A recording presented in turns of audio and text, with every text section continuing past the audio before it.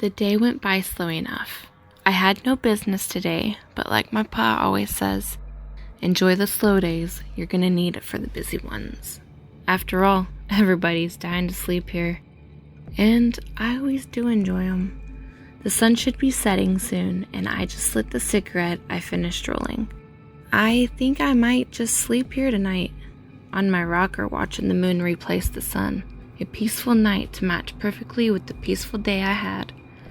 Just as I was about to nod off, I heard it. A soft sound, but there was no mistaking it. Since there's no wind tonight, that could mean either two things. Some damned kids are trying to piss me off, pretending they're spirits, or God forbid, a poor soul that's been mistakenly buried alive. I still remember the pale face and haunted eyes of the last man. It was almost 40 years ago, and I was just a boy. I must have been 10 or 11 years old as I heard the bell ringing while I was playing outside. I ran to my pa to tell him about it, watching as he grabbed his spade and hat, hurried, and followed me to the grave.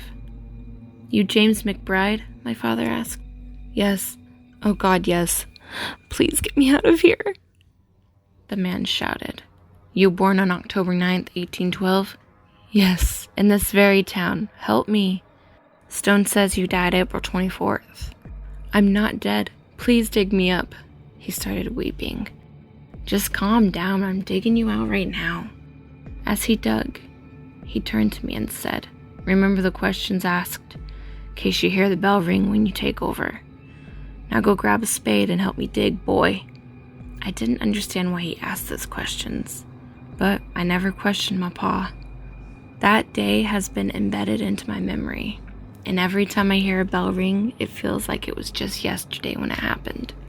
I grabbed my lantern and spade and headed off towards the sound. I swear, if I catch one of them kids, I'm gonna make them pay for ruining my night.